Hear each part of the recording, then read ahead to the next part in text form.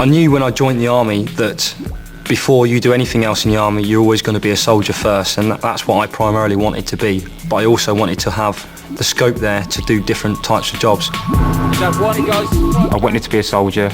I wanted to do the running around and roll in the mud and firing weapons. But at the same time, I've learnt, a job, and a valuable job.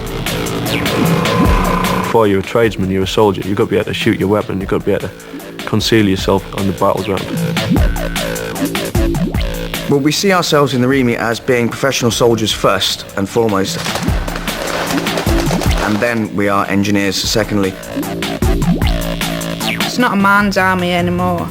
I'd say it's a unisex army now.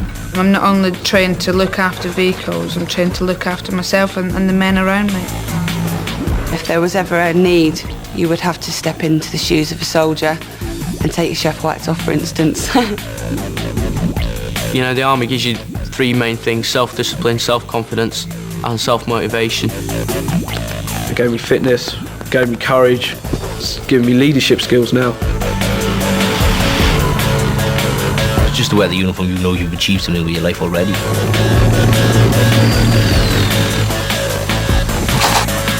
I'm very proud to be a soldier. In a professional unit, you know your job, get sent everywhere in the world, and wherever you go, you're always looked up to and admired. And that to me just makes us the best army in the world.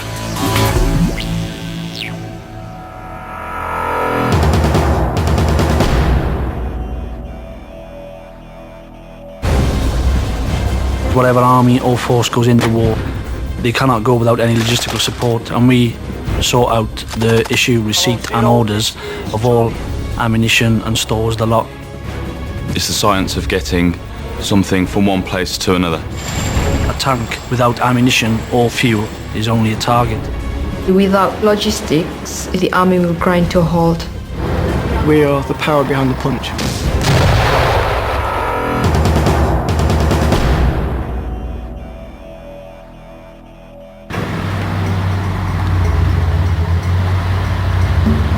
I'm a driver in the RLC. I drive various vehicles. I'm also a section commander.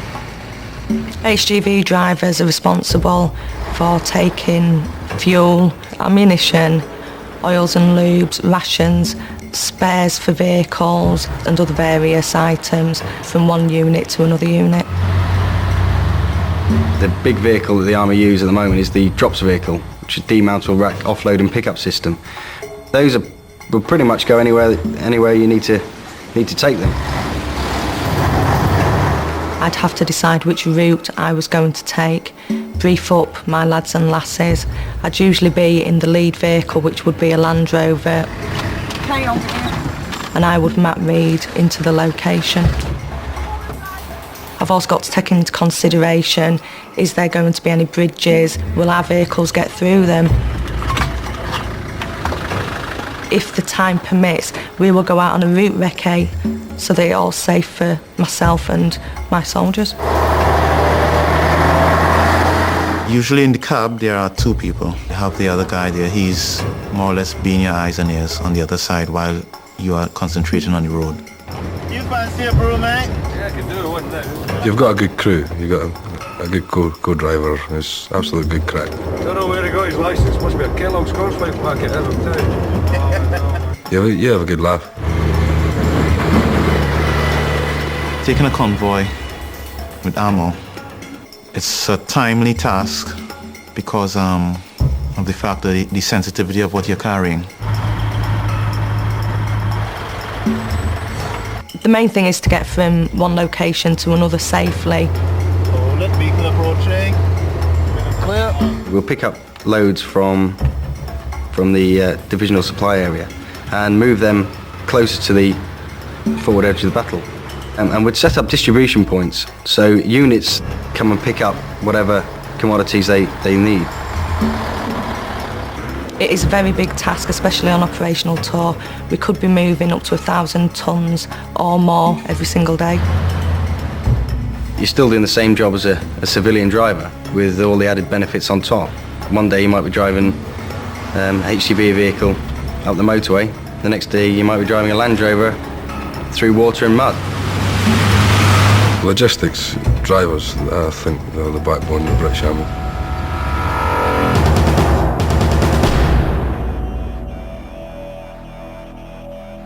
It was the variety of the trade that initially attracted me. You can go from counting bullets and storing ammunition all the way up to counter-terrorist bomb disposal. It's a very challenging trade. You have to be very ambitious. It's fast promoting. It is very intense. The local peacekeeping force or police have received a recognised threat that there's a car bomb parked on such and such a road that's going to function within the hour. If we get out on a job and we get told it's an up-and-running car bomb, then it's a bit of excitement and adrenaline, but then at the same time you've got to try and control yourself as well, because mistakes can be made. From the moment we arrive at the control point, we have a few minutes to disrupt this device.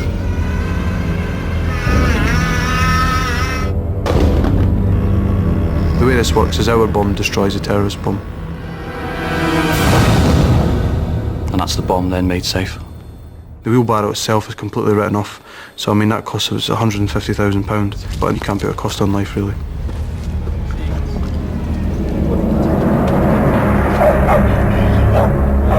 A car can be a nightmare. It can take hours to search. There are thousands of different devices, so therefore it could be anything. It could be made of anything. It could be sensitive. You don't know what you can do with it, what you can't do with it, what's going to make it angry. Firing! First of all, you've got to know how a bomb works and how past bombs have worked. In a typical example of a bomb, you see a number of components that consist of perhaps a battery, a timer, some sort of arming switch. Because you've never been down there with your own eyes, there may be something you've missed. At the same time, you're trying to stay calm, but stay focused on what the job in hand is. Because once you put the suit on, it's almost like a sort of goldfish bowl. You're channeled and you can't see things for the bigger picture. If there was a scenario where I'd suddenly realise there was a second device or something that I wasn't happy with, I could then place my weapon manually and move back to the control point. We liaise with the police after that. We return the situation to normal. Do a further sweep, make sure there's no other devices. If everybody's happy, we go home.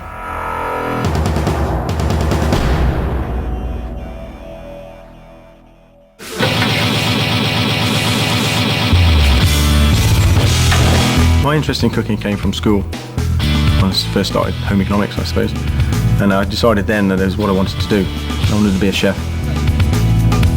I'm a chef in the RLC. I organise the kitchens back in barracks, as well as cooking in the field when we go on exercise. When we go out on exercise, I usually take 3 chefs with me. We cook for about 150 soldiers, and we do 3 square meals a day to a high standard.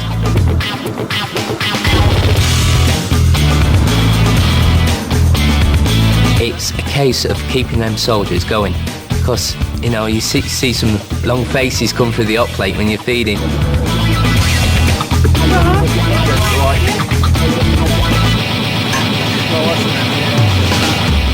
Out in the field, once you do get a good team and you do gel and you start producing results, that's where you make your name, and that's where the boys think, oh yeah, Tony and Wayne and that, brilliant, absolutely brilliant. You could be halfway through a meal and the BK will pop his head through the tent saying we're moving in 20 minutes. And you've got to drop your canvas, pack it all away and get it all on the back of the truck and be gone. You're not doing the same job day in, day out, so you need to spark. You definitely need to have some go in you. Functions such as regimental dinners, dine-outs and messes. That's a good tool for the junior chefs to bring them on, show them new skills. Service time approaches, there's always that little bit of a buzz, and a good chef will thrive on that. All the qualifications that you get through the army when you're being a chef are all civilian recognised, so you can easily step into a job. Being a chef is brilliant. I've been all the way around the world at the moment, feeding 5 people to 5,000 people. It's brilliant, I love it. I think the best bit about being a chef is just the reward you get from after a hard day's work, that you see your hot plate at the end of the day and you think, well, yeah, I've done that. It's good. I'm proud of that. It's really rewarding.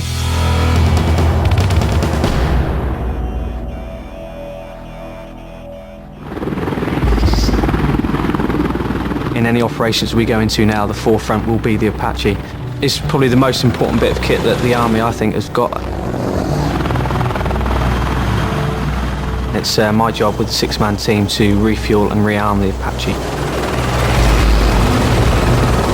When the aircraft comes in, basically we have to upload that aircraft as quick as possible. We get a mission planning printout and it tells us exactly what the aircraft is going to require. My team's very similar to a Formula 1 pit crew. Each guy knows his job and the safety involved in that job to get the weapons and the fuel in as quick as possible to get the aircraft onto its mission.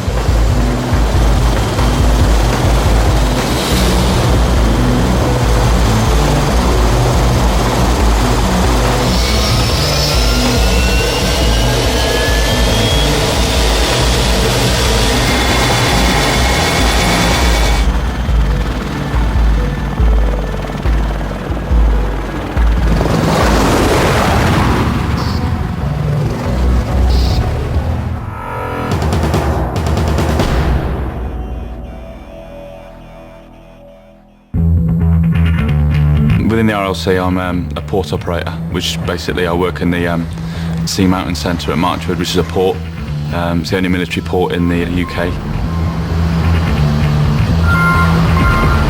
What you have at the Sea Mountain Centre is ships that come in ready to be loaded to go anywhere in the world, and you also receive cargo, be it vehicles, general stores or even troops to deploy on those ships. Marchwood itself is a very stable posting, where most jobs will post you around every 3 years. Marchwood won't. You still get to tour though. You can surge to different countries around the world for all the operational tours going on and just spend 2 weeks there and fly back. In the Army you can get all your licences, HGV, plus as a port op you can get your case, your crane, your heister. You can just go on and on and on, getting different licences. The Falkland ship takes quite a while to load because it's all different kinds of cargo. Could be anything from cement, wood, livestock, anything you could imagine. Our soldiering skills are used when we do our beach landings. We're basically out there with our rifles kitted up, cam cream on, doing a soldier's tasks, but also doing our job at the same time.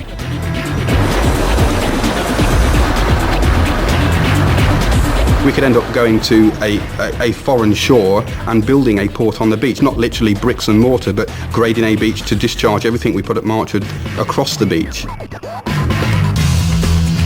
The good bits about working as a port op is you get to work with all different kinds of machinery. You get to work as part of a team, which is good because you get to meet new people all the time. I think it's the challenge. It's a different challenge every day. It's rewarding. It's something I don't think you'd ever find in civilian street. Wherever there's something happening in the world, normally port operators are there with the operation.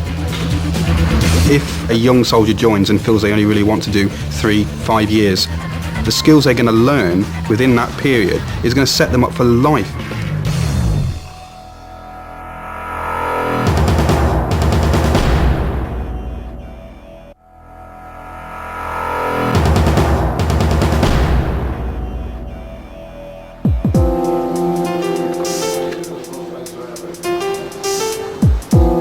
So I've looked from the outside and I came in, I was like, didn't know what to expect, but they were really nice. You know, they sat me down, they talked me through the different jobs. I wanted to know all the options available to me and what was going to be best suited to myself. You bring in your educational certificates, birth certificates, things like photographic ID. The purpose of the interview is for me to get to know you.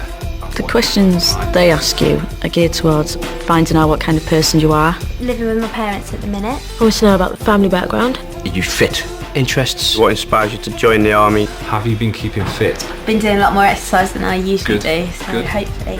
you know, everything and anything, very personal stuff. Have you ever been in trouble with the police? Not really, no. What do you mean, not really? You know, they've told us off, but nothing serious. Right, so you've never been to a call or No, anything like that? definitely not. Where you want to go, what you want to do, what you want to get out of the army. So they can get a picture of what regiment best suits you. Have you travelled very much? I've had a couple of holidays in India. Ask as many questions as you can just to ease your own mind. Yeah, I was wondering about what's it like on camp. What about the money? Would you be able to tell me about the sort of benefits I'd be getting? I mean, I'm interested, so what do I have to do now? What's the next step? They just give you all the information you needed. You do a thing called a barb test, which is a touch screen test. A couple of weeks later, you'll go away on selection, for which is normally 2 days, where you go for a medical and a physical. You do your basic fitness assessment, which is your mile and a half, and your press-ups and your sit-ups. I swore the oath of allegiance, got my certificate, and it was a very proud moment. And then they give you your army number. I'm in, that's it.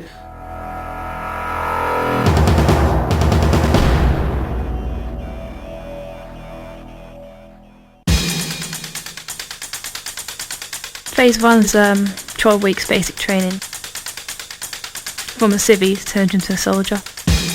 Skills you really need to learn before you actually go out into the real army. Big responsibility put on your shoulders straight away. I found it hard, but if you put 100% in, then the instructors do help you out and they help you get through it. Get your fitness up, make sure you're medically and physically fit. A lot of PT, physical training, which usually females find quite hard. I cope with it pretty well. My favourite has got to be the assault course, apart from the sand pit. Learning how to march, which was quite interesting, a bit hard at times because you'd be ended up tick-tocking and not being in time. The first time, you know, you're sleeping rough and getting up at daft hours in the morning, you know. Ironing and the folding of the kit, that was quite tough, but and especially all the inspections you had as well. NBC, you get gassed. Very good experience. Well, the weapons training side of it is where you learn to strip the rifle down, clean it, you know, learn how it works before you actually fire it. You're never alone. If you're struggling with something, someone will be there to help you out to get through it. Friends that you make at basic are your friends for life. When you have your parade and your pass off and you stand there, you think I've done it. You think about everything you've gone through during those 12 weeks and you feel dead proud. 12 weeks is nothing compared to the rest of your life. It is worth doing, and just thinking about the long-term benefits instead of the short-term.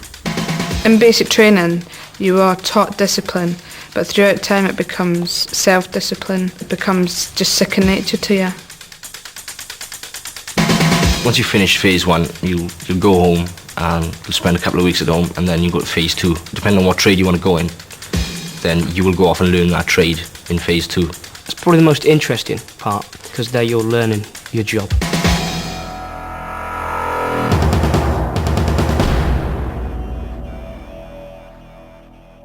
You know, once you've passed out of phase 1 or phase 2, you're a soldier and you're doing the job, you know, and it's very relaxed on camp.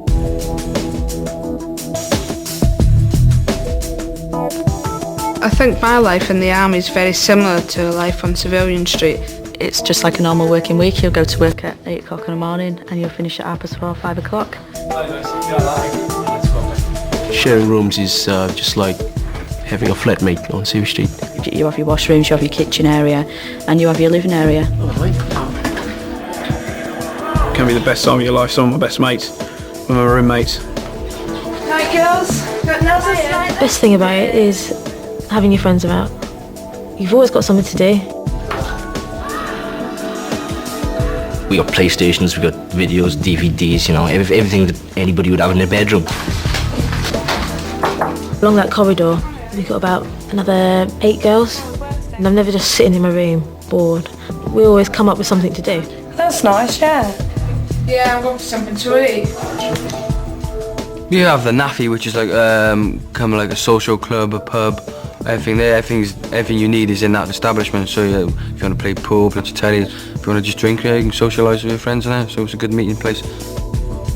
You don't have to cook nothing, you don't have to prepare nothing. It's all laid on for you, and the food is good. Accommodation's there, you get paid at the end of the month. You don't have to worry about any outgoings unless it's personal. Pay's absolutely superb. Security, well, it's the army, you're not going to have a better, a more secure job. The money you get in the bank at the end of the month is yours to spend on what you want. I'm able to go shopping and not worry about the cost of items. I know that if I spent all my money, then I'd still end up with 3 meals a day and somewhere to live. Pension's fantastic. The army pension scheme is really good. I mean, you don't realise you're paying for it because it doesn't come out of your take-home pay. People don't realise all the medical services, dental, healthcare, that's all free as a package, and people pay quite a lot for that private. You get travel warrants to get you home, which are like paid train fares. Sort of get cheap flights off the army as well. The army makes it easy for you. It enables you to function and just concentrate on your job.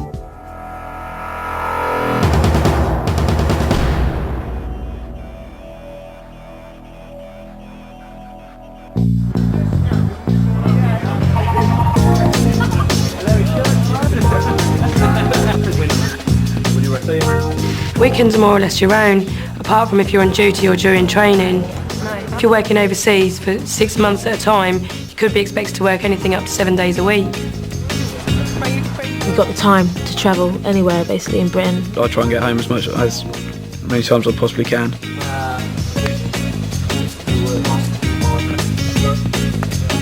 I go home most weekends and I always go out with my civilian friends. I haven't lost touch with them. You can either go out for a couple of drinks downtown, socialise with the lads. I don't know, the girls being girls will go shopping.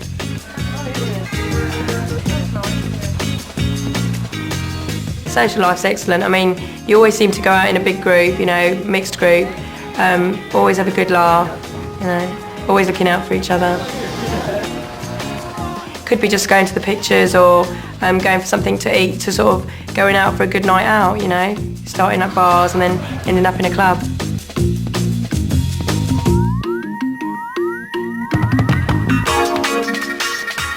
Once you finish work, the time's more or less your own. As long as you're in work the next day, then they're happy.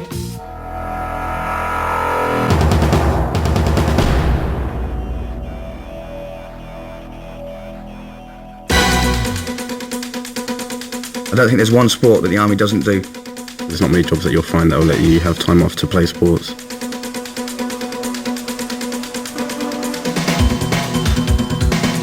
Did a couple of days diving off the coast. It's great.